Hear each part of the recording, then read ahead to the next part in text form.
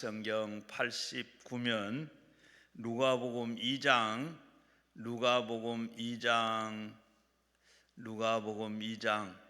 10절 11절 두 절만 같이 한 목소리로 읽겠습니다. 천사가 이르되 무서워하지 말라. 보라, 내가 온 땅에서 미칠 큰 기쁨의 좋은 소식을 너에게 전하노라. 오늘 다윗의 동네에 너희를 위하여 구주가 나셨으니 곧 그리스도시니라. 아멘. 오늘 이 시간도 오전에 이어서 남대문교회 손윤탁 목사님 온 백성에게 이 말씀을 전해 주시겠습니다. 나오실 때 우리 오른손 들고 할렐루야를 인사하겠습니다. 할렐루야, 할렐루야, 할렐루야. 온 백성에게 미칠 큰 기쁨의 좋은 소식이 바로 여러분들을 향한 복음이 되기를 주님의 이름으로 축복합니다. 온 백성에게 성탄절이 되면 우리가 그냥 입에 달달 외우듯이 늘 외치는 말씀이 바로 이 말씀이죠. 온 백성에 미칠 큰 기쁨의 좋은 소식, 바로 너희를 위하여 태어난 구주 예수 그리스도다. 방금 우리 찬송도 그렇게 불렀잖아요. 그렇죠? 그 결과로 하늘에는 영광, 땅에는 평화. 오늘 오전 시간에 여러분들 이사야서 9장 6절을 외우시라 그랬습니다. 한 아기가 우리에게 낳고 한 아들을 우리에게 주신 바 되었는데 그 어깨에는 뭐라고요? 정사를 메었고 가분을, 영어로 가분을 다스리는 분, 우리를 다스리는 그분에게 그 이름은 기묘자라, 원더풀 기묘자라, 모사 카운셀러, 우리를 일일이 가르쳐 주시고 깨우치는 우리의 티처, 선생님입니다. 카운셀러. 그리고 올마이티 갓, 전능하신 하나님, 이터널 파더, 영존하신 아버지, 그리고 샬롬, 평화의 왕. 그래서 오늘 오후 시간에도 샬롬의 왕, 그래서 하늘에는 영광, 땅에는 샬롬, 샬롬의 복이 넘치시기를 다시 한번 주님의 이름으로 축복합니다. 샬롬, 정말 중요한 말씀입니다. 그런데 오늘은 이 말씀이 성탄절에 관계된 말씀이지만 저는 오늘 온 백성에게, 모든 세상 사람들을 위하여, 우리 강남 금식기도원은요, 처음부터 우리 내 개인이 복받고 은혜 받는 것도 중요하지만 아닌 건 아니에요. 그죠? 우리 개개인이 기도 제목을 가지고 와서 여기서 기도하고 은혜 받고 능력 받는 거, 그것도 중요하지만 나라와 민족을 위한 구국기도원으로 알려져 있는 기도원이 우리 강남 금식기도원입니다. 나라와 민족을 위해서 기도합시다. 정말 기도해야 돼요. 그러나 온 세상, 열방, 세계를 위해서 해 뜨는 데부터 해지는 데까지, 모든 민족들이 죽게 돌아오는 선교적 열방을 위해서, 온 세계 열방을 위해서 복음을 전하고 온 백성에 미칠 큰 기쁨의 좋은 소식이 우리에게 전해졌는데, 이 복음이 온 세상 끝까지 전해져야 합니다. 우리 주님께서 전하는 마지막 말씀, 지상명령, 우리는 그레이트 코미션이라고 하는데 우리 선배들은 지상명령이라 했어요. 지상명령이 가장 중요한 거 한번 따라합시다. 땅끝까지, 끝날까지. 우리는 혹 땅끝만 생각해요. 땅끝만. 땅끝까지 중요합니다. 그러나 언제까지? 끝날까지. 이 우리 굉장히 중요한 과제입니다. 끝날까지 주의 복음이 왕성하고 교회가 성장해야 됩니다.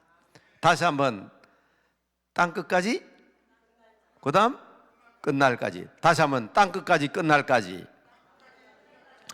그래서 여러분, 우리가 온 세계 복음을 전하는 것도 중요하지만 우리의 다음 세대가 중요한 거예요. 그래서 우리가 여러분의 자녀를 위해서 기도하고 후손들을 위해서 기도하고 또 미래를 위해서, 장차 세대를 위해서 기도하는 것은 정말 중요합니다. 정말 중요합니다. 제가 이렇게 보니까 CBS 기독교 방송에는 그 사장님이 직접 교회마다 다니면서 애기 노차 캠페인을 하시더라고요. CT에서 기독교 방송에 국장님은 전국을 돌면서 우리의 자녀 후손들이 잘 믿음으로 양육되어야 된다는 운동을 하고 있더라고요. 아마 여러분 교회도 혹시 왔는지 모르겠지만 지방교회도 들어보니까 CTS 사장님하고 그 일행들이 왔다 갔는데요. 와서 뭐 했냐 보니까 자녀 신앙과 믿음으로. 또 저희가 목회하던 교회도요, CBS 사장님이 오셔가지고 시간 달라고 해서 인사하게 해달라고 해서 인사를 하게 해줬더니 애기 낳아야 된다고, 어떻게든지 애기 많이 낳아야 된다고. 그게 뭐냐면 사실 우리 끝날 순교를 위해서 필요한 거예요. 네, 지금요 전도가 쉽지 않습니다. 우리 아날로그 세대하고요, 디지털 세대하고요, 생각하는 게 다르고 생활 방식이 다릅니다. 그래서 저는 늘 강조합니다. 혹시 전번에 와서도 제가 그런 얘기 했는가 모르지만은요, 다음 세대는 다른 세대입니다. 이걸 우리가 인식 못하면 큰일 납니다. 글자 한자 차이죠. 다음 세대. 근데 제가 뭐라고 이거요? 똑같잖아요. 요거 한자 틀려. 다른 세대다. Next generation. 다음 세대는 different generation입니다. 달라요. 생각하는 거나 방식이 달라요. 벌써 생각하는 구조 자체가 달라요. 왜냐하면요, 우리 50대, 60대, 70대 핸드폰 갖다 놔놓고 그 여러분 몇 프로 정도 여러분 그 기능대로 사용할 것 같아요? 에? 배워도 몰라요. 근데 참 신비하죠. 5살, 6살 뭐 말도 제대로 할 줄 모르고 글자도 모르나 이게 저도 보면 마음대로 다 쓴다고. 누구한테 배웠어요? 부모들은요 그걸 보고 놀래가지고 야 얘가 아무래도 천재인가 봐. 막 시아버지 시어머니한테 아마 당신 손자는 천재인가 봐요. 핸드폰을 주니까 막 자기 마음대로 다 써요. 근데요 그게 다른 세대예요. 그게 디지털 세대라고. 우리 집 애만 그런 거 아니에요. 집집에 애들 다 그래요. 여러분 이런 다른 세대가 그와 같이 우리가 생각할 수 없을 정도로 깜짝 놀랄 만한 일들을 하고 있지만 그걸 우리가 우리 머리, 우리 판단으로 그들을 판단하면 안 돼요. 저는 자녀들 키울 때 공부 잘하는 게 최고인 줄 알았잖아요. 그거 뭐 되는 줄 알았어요. 그래서 제가 지금 후회한다니까요. 제 아들은 본래 야구 선수였습니다. 초등학교 때 야구 특기생으로 중학교 들어갔어요. 혹시 부산에서 오시면 아는가 모르겠는데 부산 대천중학교 야구가 유명하거든요. 야구 특기생으로 들어갔어요. 들어갔는데 그 당시에는 제가 제 아들이 46살이니까 그 당시에 이제 중학교 들어갈 때는 소위 배치교사라는 시험을 쳐요. 반 배치를 위한 시험이자면 사실은 학교에서 요놈 성적이 어떠냐 그거 보는 거예요. 그 성적 제일 좋은 아이 불러가지고 야 네가 1등이다. 네 선서해라. 야구부 아이들 시험을 채점도 안 해. 지금 골치 아픈 것도 알죠. 운동만 할 줄 알지. 그러니까 나중에 그래도 한번 보자 했는데 해보니까 만점이 하나 튀어나왔어요. 놀래가지고 저는 그거 개의치 않는데 막 저희 집에 그냥 교장부터 전화 와서 입학도 안 했는데 전화 와가지고 그래서 입학식 하는 날 대표로 무슨 입학 허가증을 받는다 보는데 근데 무슨 말인지 몰랐는데 나중에 알고 보니까 선서 안 시킨다고 불만하고 제가 학교 선생 출신이잖아요. 그러니까 그런 거 잘한다 싶어서 아마 전화 건 같아. 근데 거기에서 끝났으면 좋은데요. 막 애가 중학교 들어가 야구하고 있는데 한 2달 지나니까 만나자 그래요. 갔더니 제보고 그래요. 제가 학교 선생했으니까 그때까지는 선생님 공부가 최고잖아요. 야구 뭐 하려고 시키려합니까? 얘가 공부를 하면 우리 학교를 빛낼 아이입니다. 그래 야구부에서 그냥 탈퇴를 시켰어요. 학교는 빛냈습니다. 학교는 빛냈어요. 왜? 여러분 서울에 있는 사람은 누구나 다 들어가지 그럴지 모르지만은 부산에서는 부산시 전체에서요 서울에 있는 대원 외국어고등학교 들어간 아이가 1명, 2명입니다. 제 아들 서울 대원외고 들어갔거든요. 부산에서 중학교 졸업하고 학교 빛냈죠. 나도 공부 잘하면 최고인 줄 알았어요. 근데 지금도 제 아들 보고 가끔은 그래요. 하기야 나라의 운명을 짊어지고 우리나라 국방에 막대한 중요한 브레인입니다. 머리입니다. 대학 교수니까. 그리고 우리나라 전략 특히 남북 관계에 대한 부분에 대해서 국제적으로 지금 미국과 있잖아요. 워싱턴 백악관 제일 가까운 조지 워싱턴 대학에 가서 지금 교수로 가 있잖아요. 물론 한국에서 파견한 사람입니다. 우리나라 운명과는 굉장히 중요하죠. 나라를 위해서는 잘 됐는데 제가 말한 것은 뭔가 하면 아빠로서는 말이에요. 그놈이 계속 야구를 했다면 지금 제가 몇 억짜리 맥주짜리 이 사인하러 다닐 텐데 운동 잘하거든요. 태국 무술 무에타이가 4단이에요. 태권도가 3단이고요. 그 정도면 야구를 해도 글쎄요, 미국에 우리 한국 선수들 가지고 보니까 막 어마어마하대 연봉이. 그러니까 무슨 얘기를 하고 있습니까? 우리가 생각할 때는 이런 주의였거든요. 공부 잘하는 게 최고다. 그 으뜸이 하나뿐이에요. 이것은 한일자 으뜸원자에서 이런 주의였어요. 이게 옛날 우리 제 같은 사람, 다시 말하면 아날로그가 세대 생각하는 사람은 이런 주의입니다. 공부 잘하는 게 최고지. 근데 지금은 어떤 사회냐? 다원주의 시대입니다. 만을 다자 으뜸원자. 지금은 다원주의 시대예요. 공부 잘하는 게 최고 아니에요.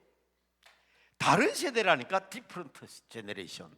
다른 세대라니까 다른 세대에게 이론을 요구하면 안 돼요. 그게 지금 뭡니까? 아주 음악하면 클래식이잖아요. 바이올린을 한다든지 피아노를 치는 그게 음악이지. 통기타 그게 음악이냐? 판때기 두드리는 게 음악 아닙니다. 지금은요. 지금은 제 친구 가운데 나하고 같은 비슷한 나이 제 친구 가운데 하나가 늘 내보고 했더니 선 목사 보면 부럽다고. 우리 아들 저 공부를 못해. 근데 맨날 음악하러 부엌에서 탁탁탁탁 이거만 좋아한다는 거예요. 걔가 난타학과에 대학에 들어가 수시학기에 들어가 가지고요. 지금 음악가 있다고. 음악이 음악.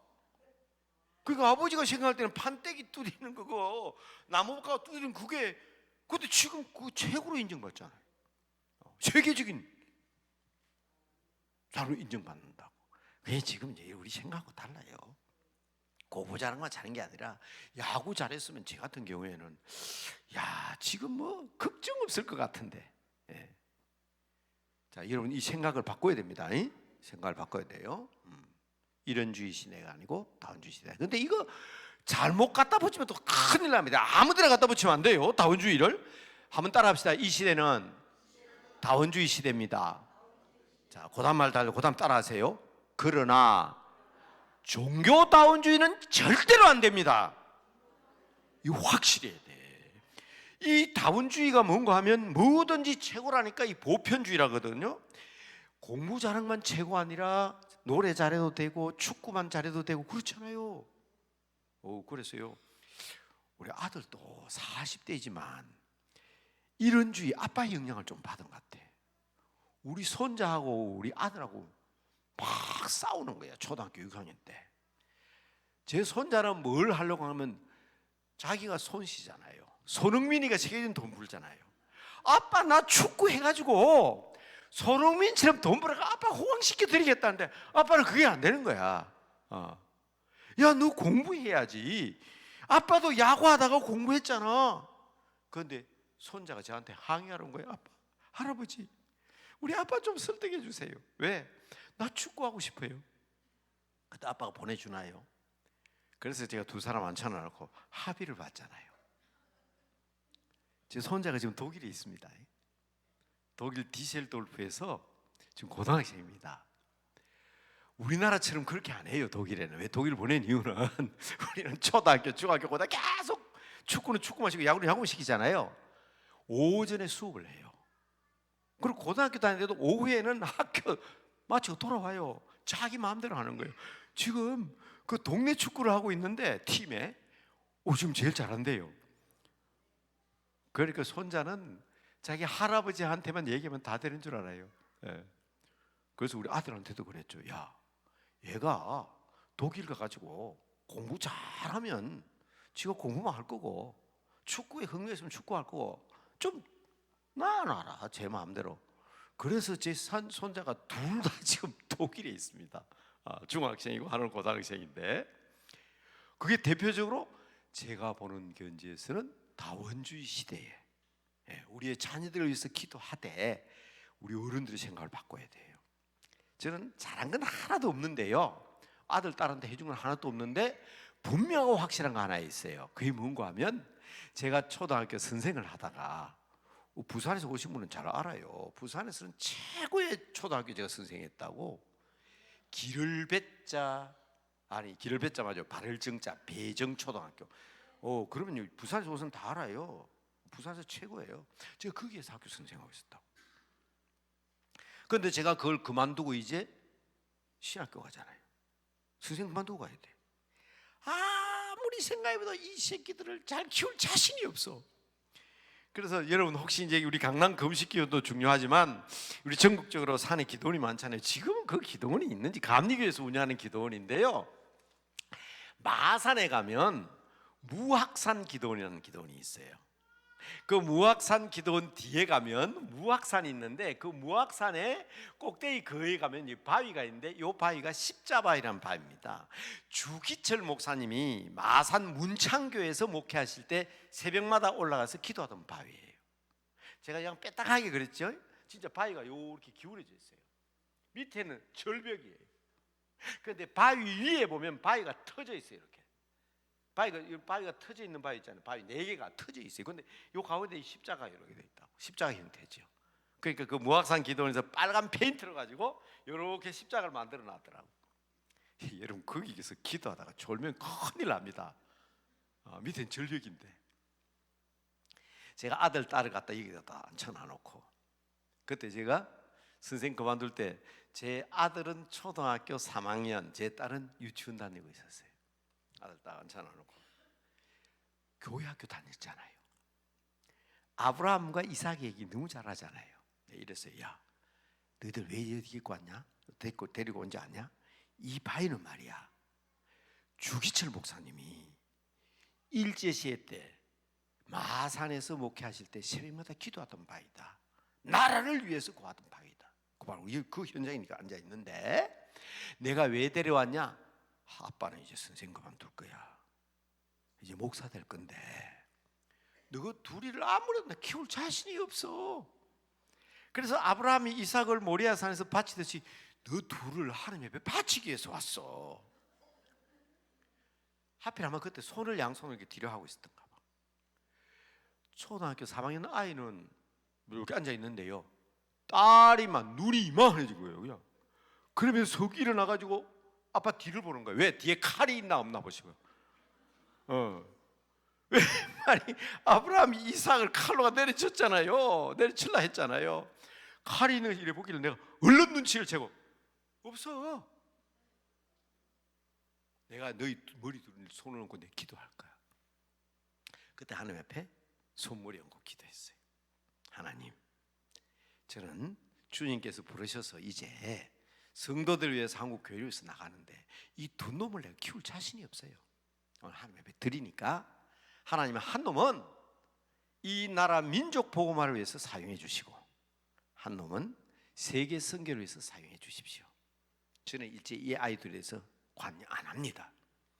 거짓말 같지요? 자식을 키워놓고 부모가 안 돌본다는 거 죄송합니다. 오늘 오전 시간에 목사님이 여러 분 오셨는데 식사하고 여기 강사룸에서 같이 이야기하다가 돌아가셨어요. 네. 2월 5일 날 제가 온다니까 2월 날 또 오겠다고 가셨어요. 근데 그 목사님에게 제가 그랬어요. 우리 아들은 나이가 비슷하잖아요. 정말이다. 나는 걔들이 초등학교부터 대학 졸업할 때까지 성적표도 구경한 적이 없다. 저희들이 신학대학원 다닐 때 교수님이 늘 그 얘기 하셨어요. 지금 성적 몰라요. 도장도 아예 맡겨버렸어. 통신부에 알아서 찍어주라고. 부모들은 그러면 안 되죠. 안 되지만 저는 그렇게 했어요. 그리고 하나님의 손에 완전히 맡겼어요. 이해가 안 되죠. 이런 얘기하면요 잘 안 믿으려고 그래요. 그런데 그 당시에 저를 본 사람은 다 압니다. 제 모교에서는 그런 말까지 했어요. 그때는 전도사잖아요. 전도사님이 절대로 아들, 딸 전도사님이 키웠다 소리 하지 마세요. 그렇게 방치하는 사람이 어디 있냐고. 근데 그래서 방치는 아니다. 하나님께 맡긴 게 어떻게 방치냐. 하나님께 맡긴 게 어떻게 방치냐. 그래서 다른 사람이 볼 때는 보세요. 다른 사람은 야간 야자 해가지고요 밤 10시 11시까지 학교 잡은데 대원 외고는요 덜해요. 선생님들이 수업하는 게 밤 되면 그냥 자기가 스스로 자서 배워요. 그런데 서울에 한 번씩 와보면 가방 뒤에 요만한 뭐를 달랑달랑 달고 다니고 그게 뭐냐 그랬더니 베개래 베개. 야자 시간 되면 막 답답해가지고 잔대요. 그냥 책상 위에 베개 갖다 놓고 잔대. 그 자는 베개를. 그러니까 다른 아이들은 밤에 공부하기 위해서 가는데 얘는 밤에 자러 가는 거예요 학교에. 그리고 난 뒤에 나중에 소문을 들었는데 12시만 되면 하숙집에 애가 없어. 어디? 무에타이 태국 무술하러 다니는 거예요. 그러니까 여러분 이런 얘기하면요 사람들이 좀 이상하게 생각해. 왜? 우리도 S대학 들어갔잖아요.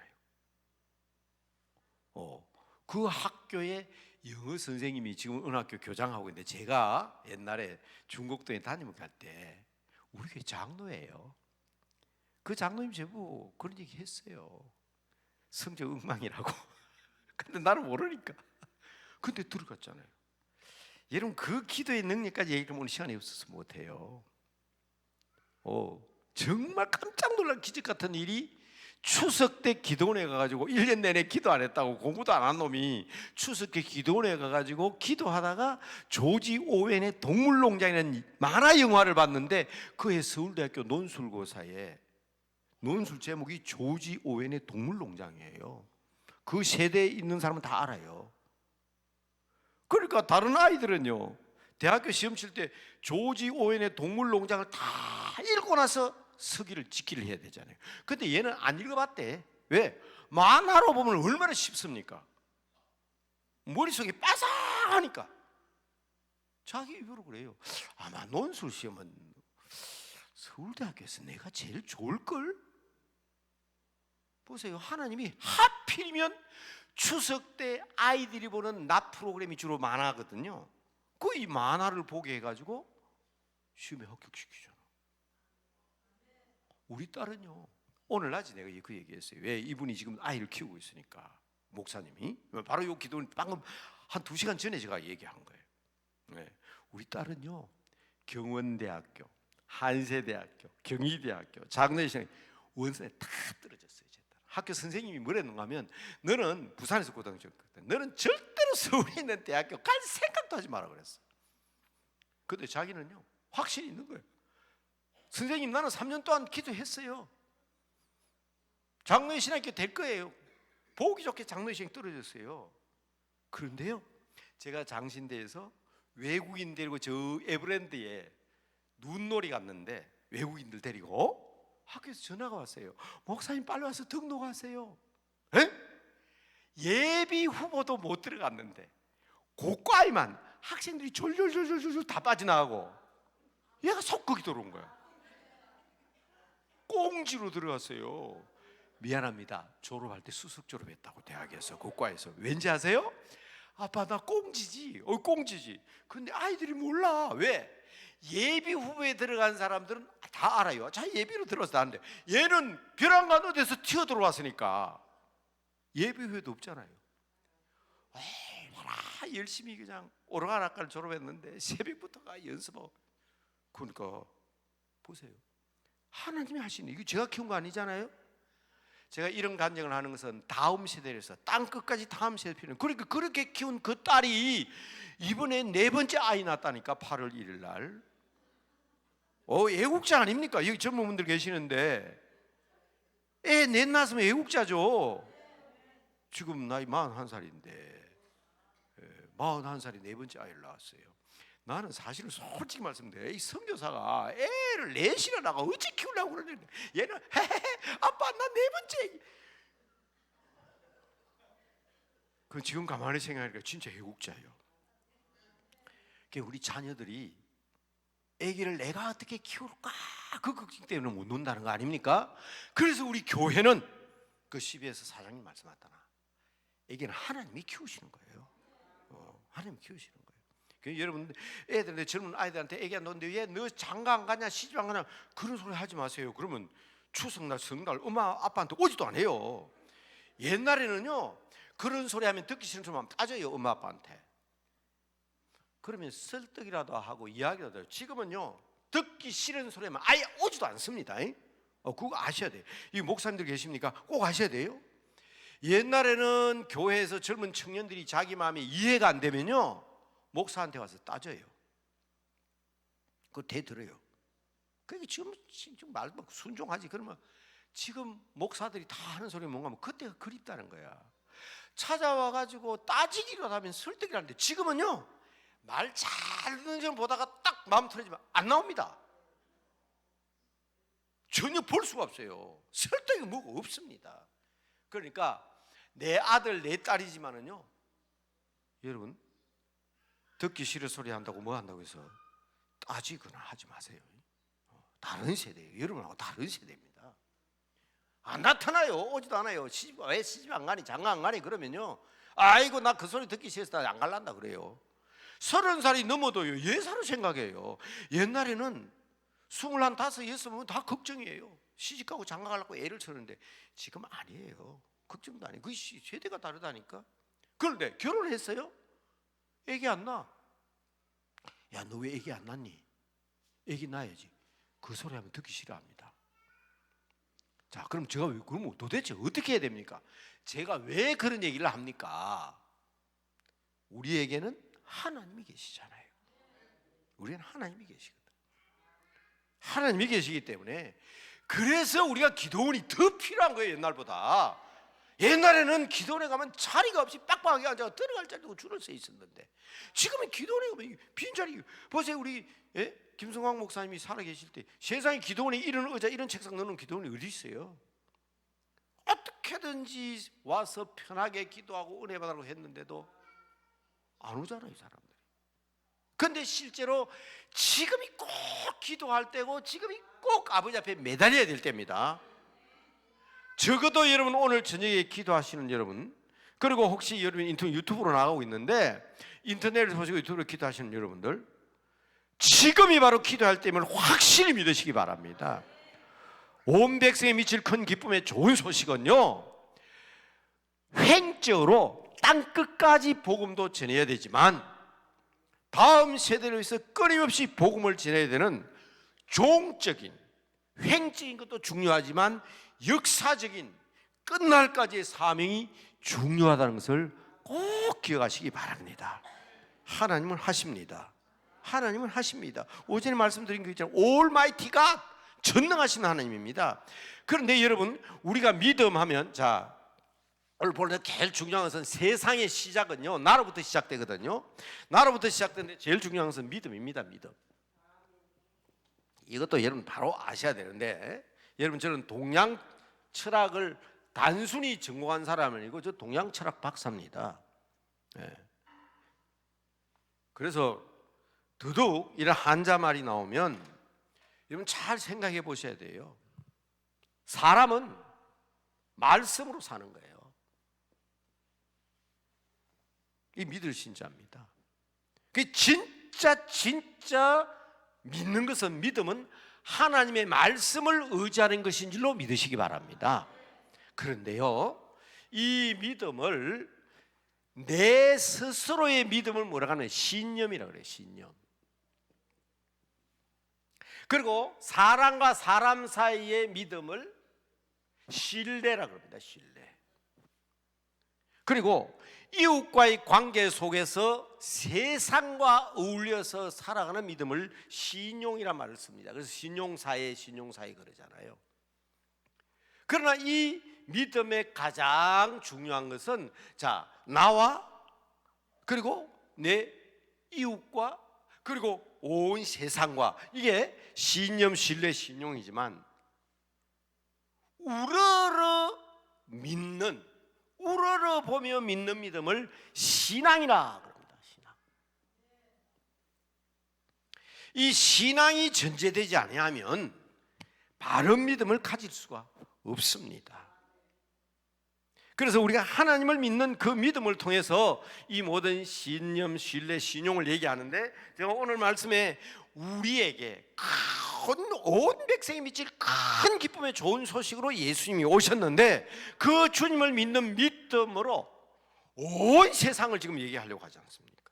그 온 세상은 보이는 수평적인 횡적인 세상만 중요한 것이 아니라 종적인 신앙의 전달과 선교가 중요하다는 것을 얘기하는 겁니다. 물론 중요한 것은 내 신념, 내 자기 관리가 중요합니다. 지도자들은, 특별히 믿음의 사람들은요, 자기 관리가 중요합니다. 자, 다음 세대 다른 세대 찍어도 되죠. 꼭 이건 이해하셔야 되고요. 이 다원주의 시대일수록 더더군다나 다른 세대의 사람들은 벌써 관념이 달라요. 생각이요. 옛날에는 한 가지에 집중해야지. 그런데 지금 아이들은요, 음악을 들으면서 공부도 하고요. 그렇죠? 게임하고 빠져 있는 것 같아도 알 것 다 알고 그렇습니다. 그게 벌써 생각 구조가 달라요. 그런데 하나 절대로 안 되는 것은 뭐가 안 된다고? 종교 다원주의는 안 됩니다. 이 종교 다원주의 유래가 그래요. 이 사상 자체가 뭔가 하면 모든 세상의 다원주의고 다 으뜸인데 왜 기독교만 구원이 있냐? 불교에도 구원이 있고 유교에도 구원이 있고 회교에도 구원이 있고 힌두교에도 구원이 있는데 왜 기독교냐? 그걸 다 모든 종교에 다 구원이 있다는 게 종교 다원주의거든요. 그런데 여러분, 제가 왜 동양 철학을 공부했고 동양 철학으로 박사학위까지 받았겠어요? 다른 종교가 진짜 구원이 있냐 없냐, 저는 정식으로 박사학위를 받을 게 정식으로 동양 철학을 공부한 사람입니다. 없어요. 제가 이 얘기는 또 하면 시간 갈 것 같아 안 할 것 같아 그래도 처음 온 사람들을 위해서 말씀드립니다. 길은 뚫려 있어야 길입니다. 열려 있어야 길입니다. 막힌 것은 길이 아닙니다. 제가 동양철을 공부하면서 막혔다는 거, 답답하고 막혀있다는 걸 본 거예요. 뭐냐면요, 우리 한국의 조선시대의 선비정신도 도학입니다. 도학, 길입니다. 길. 도학선비라 그랬어요. 이게 바른 선비입니다. 길은 쫙 열려 있어야 됩니다.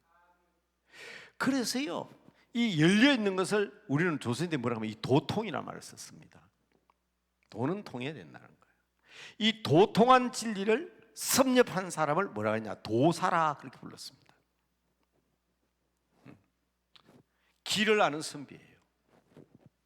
그 다음에 서성사자를 쓰기도 하는데 도사라 그랬어요. 도사, 선비 정신이니까. 그런데 여러분, 제가 동양철학에서 왜 안 만나봤겠습니까? 수염 기르고 도포자락 날면서 머리 쓴 사람도 만났죠. 야, 안 죽냐? 안 죽냐? 막혀 있어요. 막다른 골목은 길이 아니에요. 길 앞에다 서붙여 놓는다고 이 길은 막다른 골목입니다. 길이 아닙니다. 그런데 자기들이 도사래, 도통했대. 근데 왜 죽어?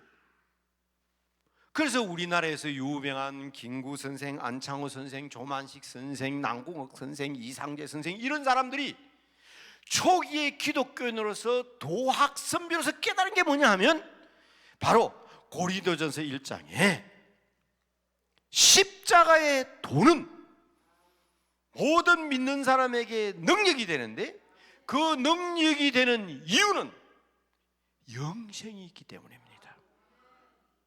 그래서 여러분, 고린도전서 1장을 잘 읽어보시면 이렇게 얘기합니다. 지혜자가 어디에 있느냐? 선비가 어디에 있느냐? 재판하는 사람, 판단하는 사람이 어디 있냐? 나오죠? 그 선비가 어디 있느냐는 말이 나오는 겁니다. 여기 이제 이 선비들이 꽂힌 거예요. 선비가 어디 있냐? 지혜자가 어디 있냐? 여러분, 지혜가 필요 없다는 말이 아닙니다. 그렇게 지혜 자문서에서 강조하는데 유대인들에게 지혜가 필요 없다는 말이 아니에요. 이 십자가의 도를 모르면 지혜가 아닙니다. 마찬가지로 변사, 변론, 이 시대에 필요하다 그러죠. 그런데 지 아무리 말 잘하고 변사를 하더라도 십자가의 도를 모르면 가짜예요. 그래서 거기에서 나오는 결론적으로 말이 뭡니까? 선비도 십자가의 도를 모르면 선비 아니라는 거야. 바른 선비는 바로 이 영생의 길이 있는, 죽음의 길 막혀있는 막다른 골목이 아니라 죽음을 넘어서 천국으로 향하는 영생의 길이 우리에게 있다. 이걸요, 저는 동양철학을 하면서, 동양철학은요 종교철학입니다. 한번 여기서 특강을 했어요. 제가 유교는 무엇이고 불교는 무엇이냐, 뭐 마음에 또 해교는 무엇이냐 이야기한 적이 있어요. 가다가 길이 막히니까 어디로 돌아가 보니까 불교는 팔정도로 사라집니다. 모든 사람들이 자기의 업보, 자기의 죄, 이 오온의 덩어리인 모든 업보로부터 여러분 너무 뒤로 돌아보지 마세요. 제 애들 소리가 그립지 않습니까? 우리 강남 금식교회 저는 애기들이 많이 와야 돼요. 옛날에는요, 제가 개척교회 할 때 이렇게 강단에서 애들이 강단에 올라가 막 목사 그냥 가운을 잡았다 그러면 막 할머니들이 부모 많이 이랬거든요. 지금은 그게 그리워요. 나 강단에 설교할 때 애들이 와서 목사님 가운도 끌어들이고 그랬으면 내가 뽀뽀라도 해줄 것 같아. 이런 애들이 많이 와야 됩니다. 다음 세대 중요합니다. 이 미래에서 지금 보통 문제 아니잖아요. 그런데 여러분, 자 계속 얘기하겠습니다. 그러니까 여러분, 이 불교에서 사람의 구원의 길을 이 석가모니가 생각하다가 생각한 게 그렇다. 무에 빠지면 된다. 빌공, 공에 빠지면 된다. 그래서 공허무, 아무것도 없는 거예요. 내가 사라지는 거예요. 그러면 그게 해탈, 니르바나, 해탈에 빠지면 된다는 거예요. 그럼 되지. 근데 그 길이 뭐냐? 막혀 있거든. 그러니까 우리가 팔정도를 얘기합니다. 팔정도, 8가지의 도를 얘기합니다. 그게 뭔지 아세요? 바르게 생각하고, 바른 직업을 가지고, 정은 바른 말을 하고, 바른 이상 신념을 가지고, 그래서 8가지의 팔정도를 얘기하는데 그게 우리 도덕교과서에서 나오는 얘기야. 결국 가다가 막히니까 도로 돌아오는 거예요. 그래서 불교에서 말하는 교리는 4개거든요. 사승제, 고집멸도. 사람은 고의 덩어리, 고난 속에 산다.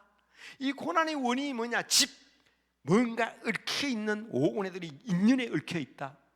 이것을 없애기 위해서 없어져야 된다. 깨끗이 사라진다. 그 방법이 뭐냐? 도다 이랬거든. 근데 그 도가 막혀 있잖아. 이게 불교입니다. 스님들 갖다 앉혀놓고 얘기해 보세요. 내 불교 강의할 테니까. 어떤 스님이 저한테 얘기했어요. 와, 우리 스님보다 목사님이 강의 더 잘한다 그러더라. 그걸 내가 정식으로 공부한 사람인데. 유교? 사람이 공자의 유교는 효예요. 효.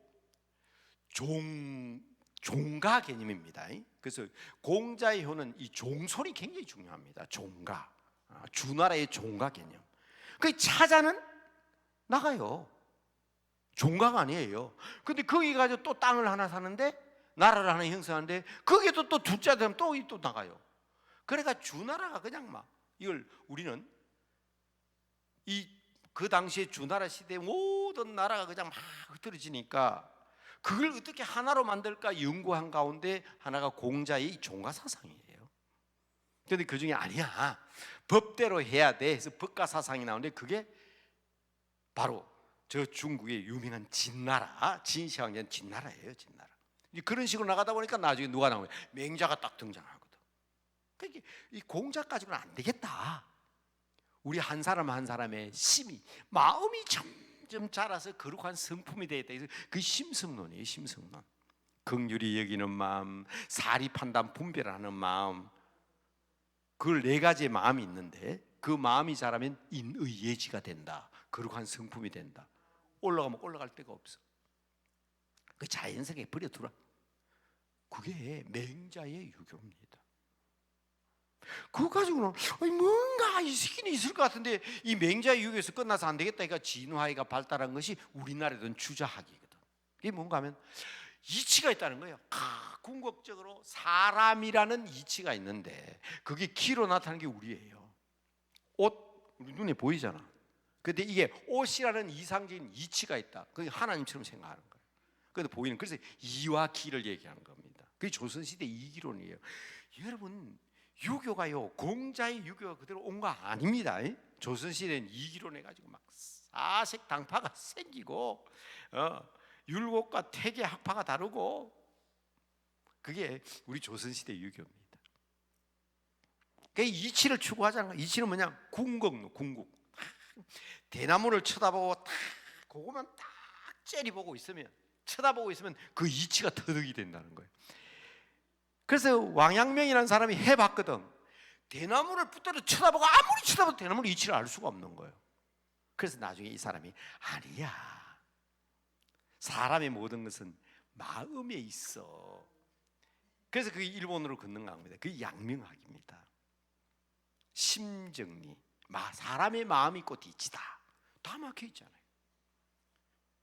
그만 얘기합시다. 동양에 대한 이야기. 그게 제가 막 다 막혀 있는데, 선비들이 성경을 딱 읽어보는 순간 여기는 영생의 길이 있고 막혀 있지 않고 길이 통하거든. 그래서 나는 여러분들에게 늘 강조합니다. 자, 먼저 와서 제 강의를 들은 사람, 설교를 들은 분들은 많이 듣던 얘기입니다. 그러나 오늘 처음 오신 분 계시면 한번 따라합시다. 매우 중요합니다. 내가 도사다. 자신에게 내가 도사다. 왜? 우리는 길이 통해가지고 천국까지 영생 얻고 영원한 생명을 얻으면 우리가 도사잖아요. 웃기는 소리 하지 마라 그러세요.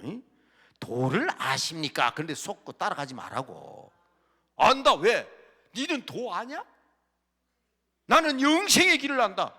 당당하고 자신 있는 믿음의 사람 되시기 바랍니다. 여러분이 도사입니다. 영생의 길을. 이 종교 다원주의 말이 안 되는 거예요. 다원주의 시대 맞습니다. 그러나 우리는 절대적인 진리, 예수 그리스도. 자, 성경으로 얘기하면 제가 세 가지 성경 세 구절을 외워야 된다 그랬습니다. 요한복음 14장 6절, 나는 길이요 진리요 생명이 나로 말미암지 않고는 예수님 외에는 길이 없습니다. 사도행전 4장 12절, 천하 인간의 구원 얻을 만한 다른 이름을 우리에게 주신 적이 없습니다. 예수 그 이름밖에 없습니다. 이게 온 백성이 미칠 큰 기쁨의 좋은 소식은 예수님밖에 없습니다. 여긴 다운주의 갖다 들이대면 안 돼요. 갈라디아서 1장 8절, 이걸 메모해 놓으세요.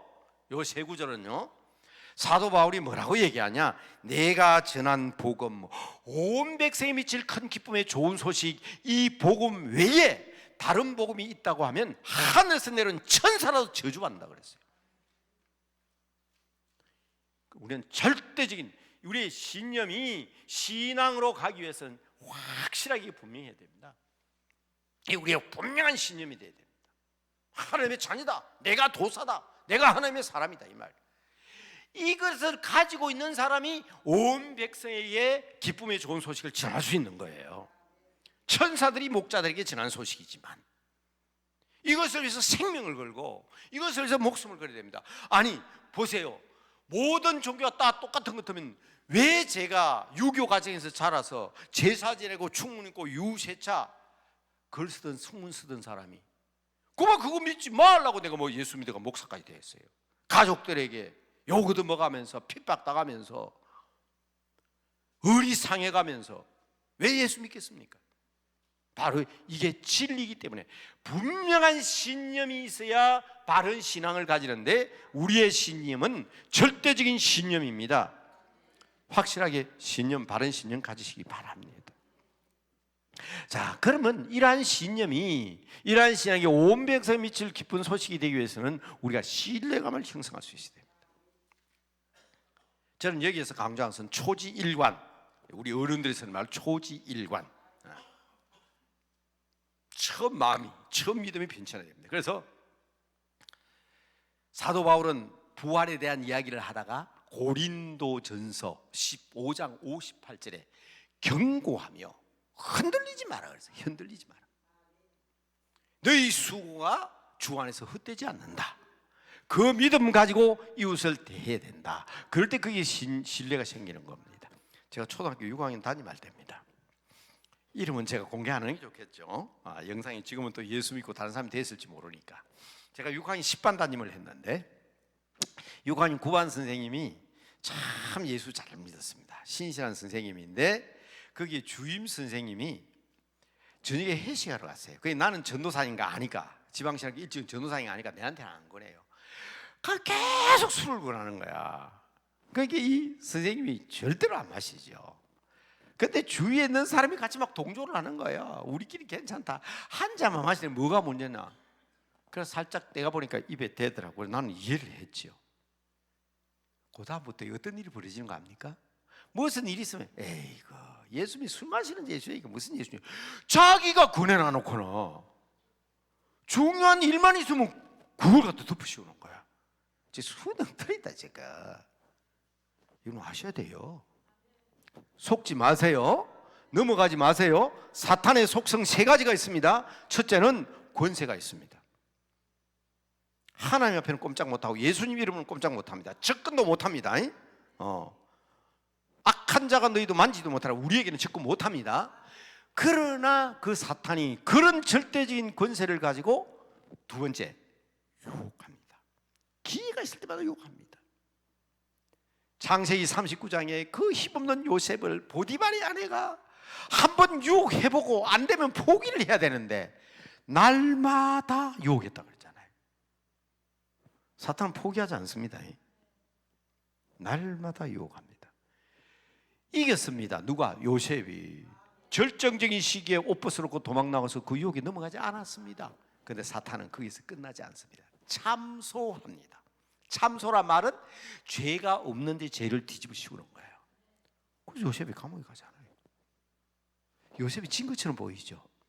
요셉이 나중에 애굽의 총리 대신 되잖아요. 여러분 그 사실을 믿으시기 바랍니다. 그러니까 내가 여기에서 이러다가 그냥 내가 감옥 가면 그게 아니고요. 우리는 하나님의 자녀, 도통한 사람, 도사들이기 때문에 그리스도 안이기 때문에 결국은 승리합니다.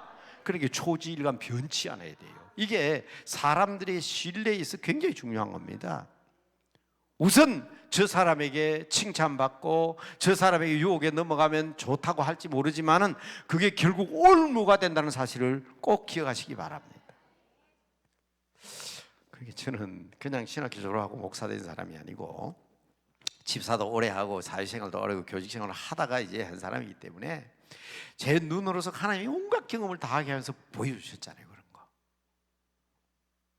그런 얘기하면 저 목사 이상하다. 어떻게 그런 걸 다 알까? 심지어 신학교에서 어떤 학생이 그러더라고요. 목사님 우리 교인들이 나를 알기를 완전히 흑사리 껍데기로 알아요. 그래서 뭐라고? 이랬더니 내가 흑사리 껍데기가 뭔지 모르는 줄 알고 흑사리 껍데기는요 48페이지짜리 그림책이 있는데요 야 그거 말이 아니고 야 네 스스로 너를 왜 흑사리 껍데기냐 하냐, 내 스스로 나를 비하하지 말라 그 말인데 그 친구는 그 말을 못 알아듣고 막 설명을 할 건데 야 세상에 내가 초등학교 선생을 12년 했는데 흑사리 껍데기를 모르겠냐. 이게 목사가 그런 거 아니까 좀 이상하게 생각되는 거 봐. 여러분 세상에 저는 장사하는 사람들 뭐 하는 사람 다 해도요 그래도 고수톱은 초등학교 선생이 제일 잘 칩니다. 빠삭해요 그 사람들. 제가 그 속에서 12년을 지냈는데 왜 그걸 모르겠어요. 그러니까 여러분 그런 관계 속에서 제가 말씀드리는 거예요. 결국 승리하고 이기는 방법은 유혹에 넘어가지 않고 초직한 신앙을 잘하는데 여기서 정말 중요한 제가 세 가지를 꼭 여러분들에게 말씀드립니다. 세 가지가 있기 위해서는요 자기 관리를 잘해야 돼요. 첫째는 자신을 관리할 줄 알아야 되고 내 자신, 내 스스로를 관리할 줄 알아야 되고 미안합니다. 이 자신 관리를 갖다가 얘기하기 때문에 이렇게 하면 안 되고요. 제일 먼저 본능, 내 자신의 본능 관리를 잘해야 됩니다. 두 번째는 인격 관리를 잘해야 됩니다. 제가 세 가지라 그랬어요. 근데 이거 두 개는 누구나 다 가지고 있는 겁니다. 본능은 성적 본능, 식욕, 소유욕, 본능입니다. 관리 잘해야 됩니다. 하나님도요, 예수님도 우리 본능을 무시하지 않았습니다. 욕심 없는 사람이 어디 있어요? 여러분 보세요. 본능 관리 잘하라고 구약의 율법은 상대방이 네 이빨 하나 빼면 너도 이빨 하나. 우리는 상대방이 내 이빨 하나 빼면 우리가 어떻게 할까요? 저놈의 자식은 이빨을 왕창 뽑아버려. 이게 우리 본능이거든요. 그러니까 본능 관리 잘하라고 구약의 율법은 상대방이 이빨 하나 뽑으면 너도 한 개만 뽑아라. 그게 이제 딸리오의 법칙입니다. 함무라비 법칙에 나오고 그게 구약의 율법이에요. 상대방이 눈을 하나 뽑았다 그러면 내 눈 뽑아서 이놈 자식아 두 눈 다 뽑아라. 이 사람의 본능이거든요. 그러니까 상대방 눈 하나 뽑으면 눈 하나만 뽑아라는 겁니다. 그런데 예수님께서 이거 무시하지 않았습니다. 뭐라고 그랬어요? 상대방이 한쪽 뺨 때리면 두 쪽 뺨 때릴 생각하지 말고 갖다 들이대 가지고 네가 맞아버려라. 이게 이제 우리 무저항주의라고 얘기하기도 하지만 사랑으로 갖다가 막 득 씌워버리라는 거예요. 상대방이 나를 억울하게 하거든. 그게 본능 관리입니다. 자기 본능 관리 잘해야 돼요. 우리가 살아가면서 성욕이 없는 사람이 어디 있어요? 소유욕 없는 사람이 어디 있어요? 이 관리 잘해야 됩니다. 깊이 있게 얘기하자면 두 번째, 인격 관리 잘해야 됩니다. 인격 관리의 가장 중요한 핵심은 인내입니다. 잘 참아야 돼요. 버럭버럭 성을 내고. 그래서 제가 이것까지 참아라는 얘기 참 많이 했잖아요. 이것까지 참아라. 예수님께서 하신 말씀입니다. 잡혀가신다는 밤에 군사들이 와서 예수님 묶어 가려고 할 때 베드로가 선생님 금으로 치니까 칼싸움 하잖아요. 칼싸움 잘했던가 봐 베드로가. 내 같으면 참 기분 좋을 것 같아. 손 목사가 제자들이 많잖아요, 그죠? 세계에서 선교학을 감당하기 때문에 전 세계 제자들이 깔려 있어요. 내가 잡혀갈 건데 내 제자들이 와봐 칼싸움 잘하고, 베드로 잘한다, 칵 찔러버려라, 옳지만 탁 치면. 아마 나는 그럴 것 같아. 근데 베드로는 뭐라 그럽니까? 말고를 두 쪼가리 내려고 그냥 딱 내리쳤는데 요 말고가 동작이 빨라가 귀가 딱 잘려버렸어요. 두 쪼가리 안 났지만 그때 그 예수님이 귀를 붙여서 낫게 하시면서 하신 말씀이 그거잖아요. 따라합시다. 이것까지 참으라.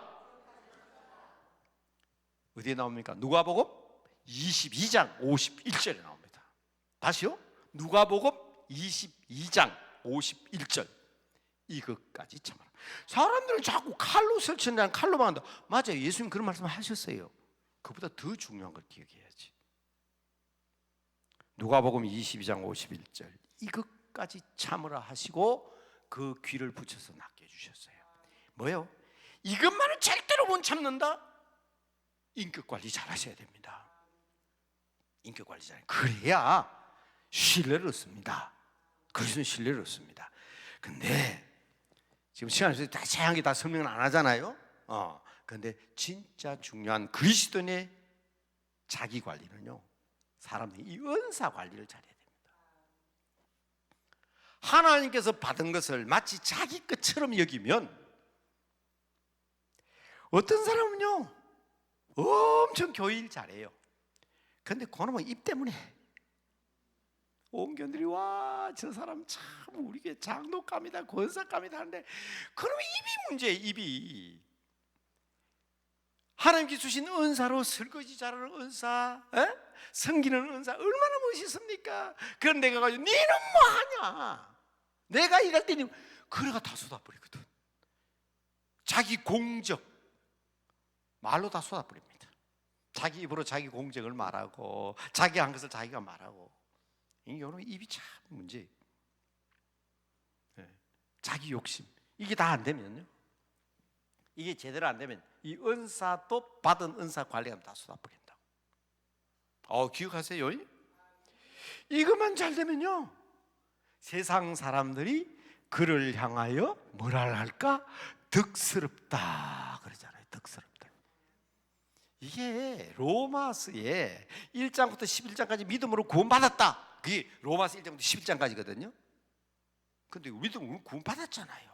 제가 지금 믿음으로 구원받자는 얘기가 아니라 믿음으로 구원받은 사람이 온 세상에 미칠 큰 기쁨의 좋은 소식을 전하기 위해서 로마서 12장부터 16장까지 나오는 내용 속에 우리가 세상 사람들에게 인정받는 덕스러운 삶을 살아야 된다. 나보다 남을 생각하고 저 사람 덕스러워. 이것도 제가 한번 간증했죠. 제 아들이 소령계급장을 달고 왔을 때 그때는 대학 교수하려고 하는 아니고 동기들 가운데 제일 빨라요. 진급이 서울대학교 ROTC 대대장 했어요. 이거 혹시 있는 건 모르는데 제 아들은 ROTC 40기입니다. 소령계급장을 달고 왔는데 꿈이 장군 아니에요. 그런데 이제 나중에 교수로 전환해 버렸습니다. 학자로. 그렇기 때문에 아마 장군 될 가능성은 거의 없습니다.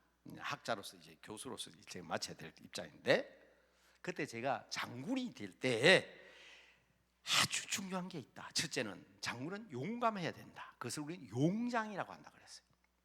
장군은 지략이 뛰어나야 됩니다. 전쟁성에 그 지장이라 그래요.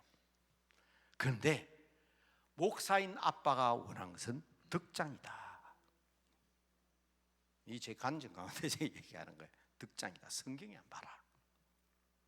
물론 장군이 들어가면 용감한 용장이 돼야 되고 지략이 뛰어난 지장이 돼야 되지만, 그러나 제일 세 개 다 갖추면 얼마나 좋겠냐.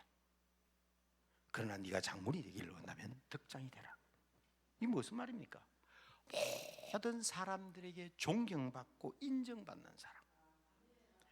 그 누구 얘기입니까? 우리 그리스도에 대한 얘기라고.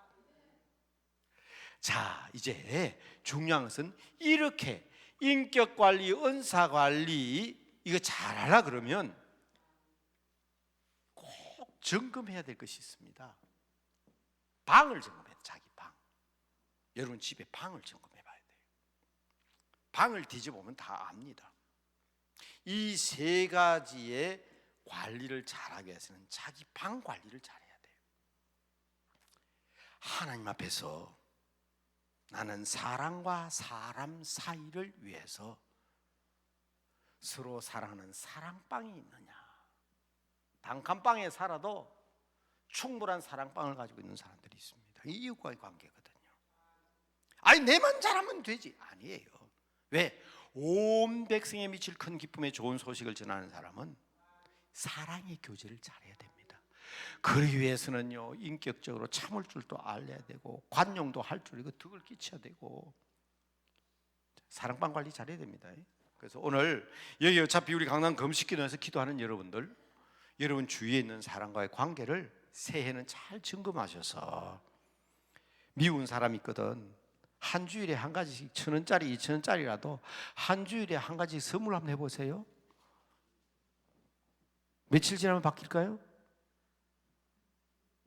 내가 이번에 볼펜 사러 갔는데 볼펜이 너무 멋있어, 하나 사왔다고 한 갖다 줘보세요. 내가 시장에 가가지고 스카프를 하나 사러 갔는데, 야 스카프 너무 입어서 같이 입었으면 좋겠다 싶어서 하나 사왔다고 줘보세요. 여러분 사람과 사람 사이의 인간관계 그 중요합니다. 그 돈보다 훨씬 중요한 거예요. 멋있은 가방 그거 보니까 그것도 들고 다니는 상 가방이지만은 편하게 그래가지고 하면요, 나중에 그 사람이요 올 때는 뭐 가져오는지 알아요? 명품 가방 들고 온다고. 나중에 내 돈 주고 살 수 있는 명품 가방 들고 올 수도 있어요. 그거 바라고 하는 건 아니고요, 이 사랑방 관리 잘해야 됩니다. 두 번째는 공부방 관리를 잘해야 됩니다. 학자들만 공부방 가지는 아니라 우리 그리스도인은 모두 다 공부방이 분명해야 됩니다. 하나님의 말씀 배워야 됩니다.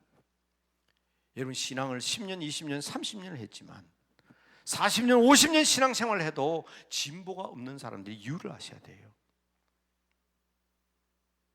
여러분 우리 기독교에서 말하는 공부방은 성령님이 스승이기 때문에 교회에서 목사님의 지도받는 공부방 중요합니다만은, 내가 개인적으로 성경 읽으면 성경기 처음 읽을 때는 몰랐는데 두 번째 읽을 때는 깨우침을 주고 세 번째 때는 감동을 주고 네 번째 읽을 때는 그게 은혜가 되고 능력이 되잖아요.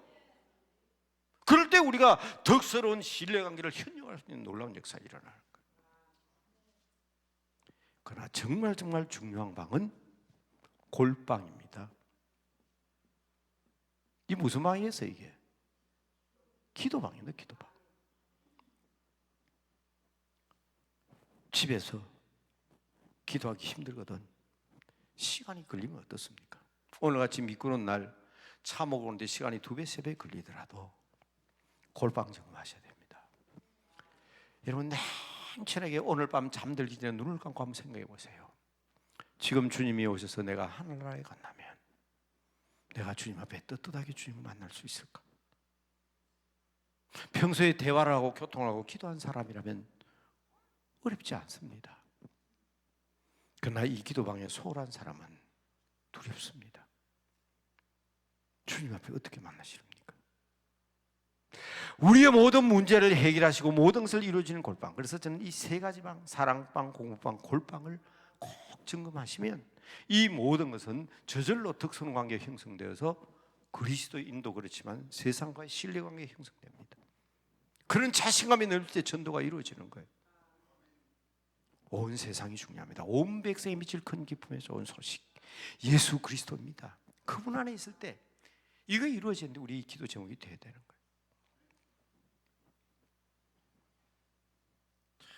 우리 강남 금식 기도는 정말 이것은 나라와 민족을 위해서 기도하는, 나라와 민족을 위한 구국재단이라는 말을 저는 우리 강남 금식 기도만 생각하면, 왜?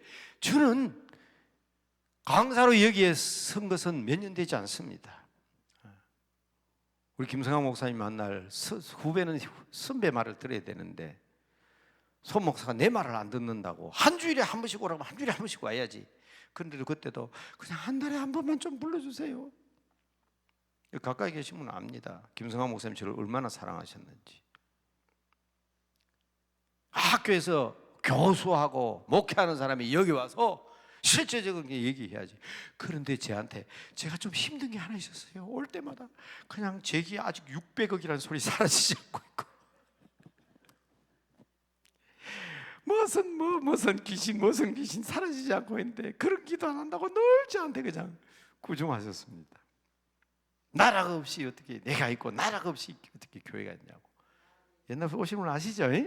무슨 얘기 하는지. 근데 돌아가시고 나니까 바로 그렇다. 그게 우리 강남 금식기도의 자랑이고 구국기도원인데, 참 그렇습니다. 이 교회가 지금 신용을 얻어야 되는데 땅바닥에 떨어져 버렸어요. 통계 조사하는 사람마다 그래요. 목사의 신뢰도가 땅에 떨어지고 교회 지도자의 신뢰가 땅에 떨어지고, 조사만 하면 항상 꼴찌요. 옛날에는 기독교인이, 여러분 해방 당시의 기독교인이 얼마인지 압니까? 50만이었어요. 50만. 3천만, 대한민국 국민이 3천만이었는데 기독교인이 50만밖에 안 됐습니다. 그래서 저희 교회 남대문교회 담임 목사님 김치선 목사님이 한경직 목사님과 손양원 목사님과 세 분이 힘을 합쳐서 벌인 게 3천만 중에 10분의 1인 300만만 하나님께 돌아도 안 되겠냐 해서 벌인 운동이 300만 구령 운동입니다. 서울역 앞에서부터 시작됐습니다. 남대문교회에서 지리산에 70명을 파송하고 한국에 700곳의 우물을 파면서 300만이 돌아오게 하는 운동이 300만 구령 운동입니다. 그래서 어떤 사람 할 때 김치선 목사님은 우물 파는데 미쳤다, 너 그렇게 얘기하길래 깜짝 놀라. 왜 그게 미친 거냐고 그랬더니, 김치선 목사님이 우물 파기 운동을 한 이유는 지금 외국에 아프리카에 우물 보내잖아요. 그때 그 300만 성도 운동할 때에 와서 강사 목사로 한 강사가 포피우슨 박사입니다. 그래서 그분이 그때 그 강사를 받아가지고 이거 한국의 그 어려운 나라 한국에서 가져온데 설 수 없다 가지고 있다가 6.25 때 종군 기자로 와서 만든 게, 한경직 목사님과 만든 게 그게 바로 월드비전입니다. 그래서 여러분 월드비전 역사책에 딱 보면 그 기원은 남대문교회에서 시작했다는데, 그 남대문 교회가 시작한 게 아니고 300만 성도 운동으로 시작된 거예요. 네. 기록에는 그렇게 나옵니다. 남대문교회에서 시작했다고. 교회는 남대문교회 시작했는데 실제로는 한경직 목사님과 피어슨 박사가 그래서 만든 게 선명회. 나중에 이제 뭐 이상한 이거 뭐 문안목이라는 사람이 나와가지고요, 뭐 선명회 합창단 그거 만들어가지고 할 수 있는 이름을 월드비전으로 바꿨어요. 그게 월드비전이 시작이에요. 그래서 보세요, 50만 기독교인이. 여러분 그 3.1 운동 3.1절 노래가 오는데, 김인현 3월 1일 정오에 뭐 그래 터지자 민무가 3천만, 그요 가사 잘못된 겁니다. 예, 그건 저 해방 이후에 지어진 노래이기 때문에 3천만 안 됐어요. 그때는 1919년에는 해방 당시에 인구가 3천만이었어요. 그래서 300만 되자 했어요. 그런데요, 그때는 성경책만 끼고 다니면 존경받았습니다. 성경책만 끼고 다니면 애국자로 인정받았고요. 그리고 기독교인이 50만 밖에 안 돼도 한국에서 가장 존경받는 종교였습니다. 그런데 지금은 50만입니까? 500만 명입니까? 1000만의 성도가 있는데도 왜 한국에 기독교가 가장 신뢰도가 떨어졌을까요? 참 중요합니다. 이 신용사, 신용이. 더군다나 더 부끄러운 것은 미국에는요, 미국 사회는 신용사입니다. 기독교가이기 때문에 신용 1등급이 목사입니다. 목사는요, 돈도 마음대로 빌릴 수 있고요, 은행도 주도 마음대로 모든 게 최고로 되고 있는 미국의 사회입니다. 목사가 신용등급 1등급입니다. 그런데요, 죄송합니다, 신용등급 맹꽁지가 뭔가 압니까? 한국에서 온 목사예요. 한국에서 온 목사는 신용 제일 꼴찌입니다. 그러니까 이게 어쩌다가 이렇게 돼버렸을까? 어쩌다가 누가 이렇게 만들었을까요? 여러분, 저는 우리 그리스도인 자체의 생활의 변화도 중요하지만 우리 스스로의 긍지의 문제이기 때문에 오늘 말씀의 결론을 저는 이것으로 맺으려고 합니다. 여러분, 여기서 수없이 말씀드렸지만 온 세상이 큰 기쁨의 소식으로 오신 예수 그리스도, 그를 통해서 세상을 변화시키기 위해서는 제가 지금 뭘 얘기합니까? 우리 자신부터 변화되고 내 자신부터 관리하라고 그러지 않습니까? 그러기 위해서 우리 스스로 우리 자신이 왜 도학선비를 얘기하면서 또 덕 있는 덕망을 얘기하면서 우리가 도사라는 사실을 강조합니까? 바로 요거 한마디를 오늘 결론으로 말씀을 드리려고 하는 겁니다.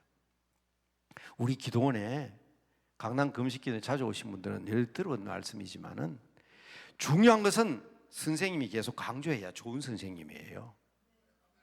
대학 시험에 나오고 입학 시험에 나오는 것은 선생님이 중요한데 한 번만 얘기하고 넘어가 버리면 그것도 좋은 선생님 아니에요. 아이고, 내가 저번 시간에 가르쳤는데 또 가르치네. 입학 시험 때 가르쳐줬는데 졸업 때도 또 가르치네. 아이고, 그거 뭐 했던 말 안 하겠다 이러면, 여러분 제발 부탁입니다. 교회 여러분 담임 목사님이 제일 힘든 게 그거예요. 교인들에게 중요한 것은 자꾸 할 때 우리 목사님 했던 말 또 한다고. 아니, 우리 목사님 지난주에는 또 똑같은 말 하네. 그러면 목사님 굉장히 힘듭니다. 왜냐하면 목사님은 자기 마음대로 말하면 안 되잖아요. 선지자는요, 하나님이 시킨 대로 해야 됩니다. 하나님이 시킨 대로 안 하면 거짓 선지자가 됩니다. 하나님이 하라 했는데도 안 하면 거짓 선지자가 돼요. 그래서 목사님이 혹시나 했던 말 또 하고 했던 말 안 했어야 될 말을 하면 목사님이 먼저 벌 받아요. 그 교인들은 우리 목사님 벌 안 받도록 위해서 기도해야 되는데 목사님 벌 받게 만들려고 우리 목사님 했던 말 또 한다, 했던 말 또 한다, 했던 말 또 한다 이거 못하게 하면 그 목사님 벌 받게 만드는 일이에요. 왜? 목사도 사람이니까 교인들이 자꾸 에이 목사님 이제 그 얘기 좀 그만하세요. 전도하란 말 좀 그만하세요. 봉사하란 말 그만하세요. 헌금하란 말 그만하세요. 그러면 목사님이 그거 강조하지 못하면 결국 그 벌은 누가 받습니까? 여러분, 저는 돌아가셨지만 합동 측의 충현교회 김창인 목사님이 옛날에 살아계실 때 제가 학교 다닐 때인데 설교하면서 그런 얘기했어요. 교회에서 헌금 강조하지 못하는 목사는 사꾸 목사다. 왜? 신학생 때니까. 얼마나 감동이 되게요. 이 얘기는 이런 내용이에요. 교인들이 하나님 앞에 물질을 바치고 헌금을 바치고 복을 받는데 목사가 교인들에게 헌금 설교 좋아하는 사람 없거든. 여러분 교회도 마찬가지일 거예요. 아니, 나는 교회에서 진짜 헌금 설교잖아. 아마 나는 사꾼인가 봐요. 왜냐하면 헌금 설교만 하면 꼭 그냥 뭐가 옵니다. 막 불평불만이 돌아와요. 그게 하기 싫어요. 그래서 아마 나는 사꾼인가 봐요. 혹시 물어보세요. 남대문교회 우리 손 목사가 14년 동안 헌금 설교 몇 번 하는, 진짜 몇 번 안 했습니다. 그런데 그 당시 김창희 목사 설교 들을 때 마음에 다짐을 했죠. 내가 목회하는 교회는 우리 교인들 다 부자로 만들어야지.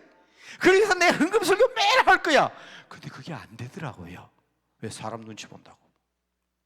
김창희 목사님 치료는 그겁니다. 교인들을 부자 만들고 목사님이 욕을 얻어먹어도 내가 욕을 얻어먹고 하나님 말씀은 전한다. 이래야 그게 진짜 목사지.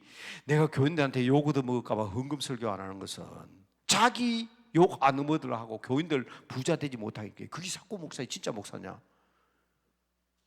어제 오래전 얘기지만 혹시 서울 충현교 출신이시면 알아보세요. 저는 그 설교 듣고 엄청 감동받았거든요. 했던 말 또 하고 했던 말 또 해도 하나님께서 원하시는 말씀은 기억해야 됩니다. 저는 학교 선생 출신이잖아요. 적어도 1976년에 제가 고등학교 선생했습니다. 여기 76년에 여고생 아마 있을 거예요. 60대 중반쯤 되는 분들. 그렇게 평생을 가르쳤지만 가장 좋은 선생은 중요한 것은 반복이라. 너무 서론이 길었죠, 이 얘기하려고. 왜냐하면 지금까지 계속 들었던 분이지만 이건 꼭 기억해달라고 얘기하는 겁니다. 정말 중요합니다. 이게 우리의 신령과 신뢰도와 신용 사회를 만들고 하나님의 복음을 전하는데 절대적인 관계가 있습니다. 어느 부모가 자식이 비실비실한 자식 되기를 원하는 사람이 있습니까? 아마 아무 부모도 자기 자식이 비실거리는 걸 원하는 사람은 없습니다. 하나님은 절대로 우리가 비실비실하는 것을 원치 않습니다. 비록 나는 가진 거 없지만, 나는 부족하지만 내 뒤에는 하나님이 계신다. 당당하게 하나님의 자녀다. 비키라. 네. 옆에 그냥 캐디락이 지나가고 벤츠가 지나가고 에쿠스가 지나가도 나는 자전거를 타고 할지라도 딱 나는 내가 나간다 하고 밀고 나는 그런 자신 있는 사람이 돼야 되는 거예요. 그렇잖아요? 폭주족은 안 되지만은 옆에 아무리 근사한 타이라도 나는 오토바이 다다다다다다 오토바이 큰 자신과 용기 있는 사람이 돼야 되는 거예요. 제가 대구에서 목회할 때 우리 제일 스님 장로님이, 스님이죠 그 당시에는 스님 장로님 가운데도 대표가 있겠지만 그 같은 스님 장 한 분입니다. 폐휴지를 이렇게 박스를 주어가지고 생활하신 장로님이 계셨어요. 부임하니까 어떤 연세 많은 은퇴 장로님이 저한테 와가 목사님 이제 왔으니까 저거 좀 그만두게 하라 그러더라고. 장로가 돼가지고 뭐 상점가에 폐지를 짓고 뭐 박스를 짓고 그래야 되겠냐고. 근데 어느 날 내가 차를 오가는데 앞에 산더미같이 니 아까이 그냥 추락보다 더 많은 폐유지를 언덕길로 올라가는데 뒤에 가면서 이 양말이 보통 안에 집어 싹 가보니까 우리 교회 장로님이에요. 제 생각이 딱 바뀌었어요. 그 땀을 뻘뻘 흘리면서 그래도 당당하게 그 일을 하는 것을 보고 깜짝 놀랐습니다. 그 장남이 서울 강나루 장신대에서 졸업하고 목사가 됐잖아요. 그러니까 그렇게라도 당당히 살아가는 그 모습이 뒤에 뭐 아무리 뭐 추락이 지나가고 단프차가 지나가고 큰 차가 지나가고 나는 이 니아 끌고 가지만 나는 하나님의 아들이다, 자녀다. 그런 용기와 자녀를 가지고 그게 우리 하나님이 원하시는 우리들의 모습이 아니겠느냐 이 말입니다. 이걸 지금 우리가 잃어버리고 산다는 거예요. 직분이 뭔데요? 저 잡사예요, 잡사. 어느 교회 다니십니까? 그런 교회 다닌다고. 어느 교회 다니? 막 그런 교회 있다니까. 요새는 그러면 그 2단지, 3단지 몰라서 구별도 안 돼요. 비록 교인들이 20명, 30명, 아니 5명, 10명이라도 아까 아침에 메노나이트 얘기했잖아요. 메노나이트 교회는요 10명, 20명 단위도 목사들 긍정 대단합니다. 아까 회복정의에 있죠. 회복적 정의운동. 온 세계 회복적 예수님의 회복적 운동입니다. 여러분 크리스마스가 되면 딸랑딸랑 종치는 구세군 한국의 교회 몇 개 되는 줄 압니까? 근데 그 사람들은 얼마나 그냥 당당합니까? 다른 말로 하면 남을 구제하는 건 좋지만은 지나가는 사람 호주내기 뭐가 다를 바가 있습니까? 그렇지만 그 사람은 얼마나 당당해요. 우리는 하나님의 이름으로 예수 그리스도의 이름으로 유수한다 딸랑딸랑 자선하세요 그러잖아요. 저는 그분들도 존경스럽더라고요.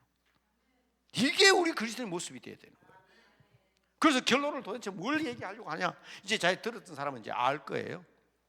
사람은 반드시 사람은 반드시 자기 스스로를 업신여기면 하면 그다음 말 그 이후에 이후 혹은 연후, 이거 같은 말이죠. 연후. 아마 원전에는 연후로 되어 있는 것 같아요. 임필자모하면 사람이 반드시 자기 자신을 업신여기면 그 이후에 다른 사람도 그 사람을 업신여길 못잡니다. 그 사람을 업신여길 것이라. 임모야라 혹은 임모치라. 의조사이기 때문에 사람이 붙으면 안 됩니다. 이렇게. 이게 아주 무서운 말씀이에요. 내가 내 스스로 나를 업신여기면 그 이후에 다른 사람도 그를 업신여길 것이라. 이후 임모야라. 연후 임모치라. 처음 얘기하는 거 아니잖아요. 아마 여러분 들은 사람이 있을 겁니다.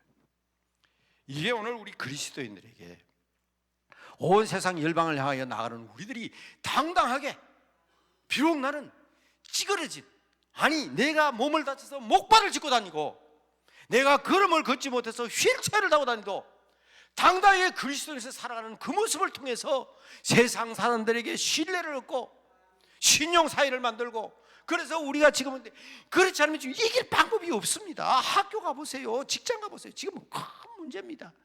예수 그리스도인이 딱 찌그러져 가지고 구석에 처박혀 가지고 뭐 잘못한 게 있습니까? 잘못한 게 뭐냐고요. 나를 위해서 산 것이 아니라 이웃을 위해서 살고, 나를 위해서 하는 것이 아니라 이웃을 위해서 희생하면서 살아가면서 교회가 뭘 어떻게 했다는 말입니까? 왜 대한민국 교회가 없어져야 됩니까? 교회가 폄훼를 당하고 왜 교회가 비난을 받습니까? 전쟁 중에도 교회는 이웃을 구제했고, 나라가 없을 때는 위해서 기도해 밤을 새워서 기도했고, 가난할 때는 이웃을 구제했고, 저 시골의 미자리 교회 노총 교회도 할아버지 할머니가 키우는 어린아이를 위해서 방과후 학교를 하고, 그 할아버지 할머니들 국가로부터 받는 돈을 그 시골 교회 전도사보다 더 많이 받아요, 그 사람들이. 그런데 교회 전도사 몇 푼 못 받으면서 1년에 한 번, 두 번 그들을 불러가지고 경로잔치하고 도시에 연결해서 관광시켜주고, 더 이상 어떻게 하란 말이에요? 교회가 어떻게 하란 말이에요? 뭘 교회가 잘못한 게 있습니까? 근데 왜 교회를 비난합니까? 왜 교회를 욕합니까? 우리 스스로 우리 자신을 욕해서 그런 것이지, 업신여기서 그렇지. 그래서 사도 바울은요, 여러분 제가 쓴 책 가운데 아름다운 것을 지키라 얘기 있어요. 그 아름다운 것을 지키라 디모데 전후서에 대한 얘기인데, 그 아름다운 것을 지키라는 책 내용이 뭐냐 하면, 사도 바울이 디모데에게 이렇게 얘기합니다. 네 나이가 어리지, 네 연소함을 업신여기지 못하게 하라. 왜 내가 남에게 나이보다 어리다고 해서 업신여김 받습니까? 지금은 어린 아이들, 다음 세대가 업신여기면 큰일 납니다. 다른 세대라니까요. 업신여기지 마세요. 내 마음대로 안 된다고. 내가 늙었다고 업신여김 받아 되겠습니까? 당당히 해야지. 내가 키가 작다고? 내가 키가 크다고? 어떻게든 이 세상에 부자들은 다 욕을 먹어요. 왜 부자들이 업신여김 받습니까? 가난한 사람들? 내가 가난하다고 업신여김 받을 이유가 없잖아요. 오늘 하나님의 자녀인데, 가진 것도 없는데, 자식이 없다고 업신여김 받을 필요도 없고, 자식이 많다고 해서 남에게 업신여김 받을 이유가 없습니다. 우리는 내 스스로, 내가 내 시어머니 욕하는데 다른 사람이 너희 시어머니 훌륭하다 그런 소리 합니까? 내가 업신여기니까, 내가 시어머니를 업신여기니까 다른 사람도 우리 시어머니 업신여기는 거예요. 우리 목사님을 내가 욕하니까 다른 사람이 우리 목사님 욕하는 거예요. 내가 우리 교회를 업신여기니까 다른 사람이 우리 교회 업신여기는 거예요. 다른 사람들이, 다른 사람. 우리 스스로 우리를 귀히 여기시기 바랍니다. 직분 가진 여러분들, 다시 한번 디모데서 잘 읽어보십시오. 장로의 회의에서 안수받을 때에 하나님 말씀 얘기한 것을 가벼이 여기지 마라. 온통 성경은 가벼이 여기지 마라, 업신여김 받지 마라, 내 스스로의 존중을 받으라. 그래서 다윗이 죽을 날이 임박해서 자기 아들 솔로몬에게 명령할 때 첫 번째가 대장부가 되라, 당당하라, 이 말입니다. 자, 온 세상 위에서 오늘은 누가복음 2장에 온 백성이 미칠 큰 기쁨의 좋은 소식이 전해가야 되는데 어디에서 막혀 있느냐를 여러분들에게 지금 말씀드린 겁니다. 어디에서 막혀 있냐? 나에게서 막혀 있는 거예요. 우리에게서 막혀 있는 거예요. 우리 교회가 지금 막고 있는 거예요. 예? 세리장 삭개오가 예수님 만나러 갔는데 키가 작았습니다. 키가 커서 문제가 없어요. 예수님 볼 수가 없었습니다. 누가 막았었습니까? 예수님을 사랑하는 사람들. 삭개오보다 키 큰 사람들이 예수님 주위에 둘러서 있으니 예수님을 볼 수가 없었잖아요.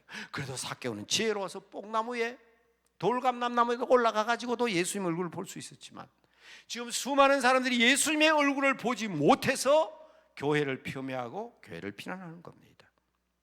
온 세상을 위하여 여러분들이, 여러분의 교회가, 그리고 강남 금식에서 엎드려 기도하는 여러분의 기도가 환하게 막혀 있는 것이 아니라, 막다른 골목이 아니라